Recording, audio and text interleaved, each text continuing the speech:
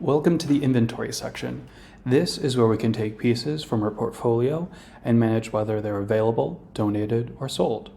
So remember, when we're in the portfolio section, we want to make sure on our Kanban card that we've labeled bodies of work, making sure it's available, inventory status available, and show and exhibition available.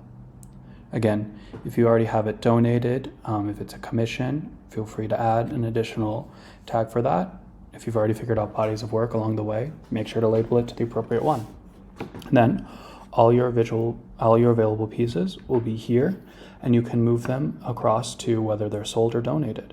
This way, if you're ever wondering what's your available inventory, you can quickly see it here in the inventory section.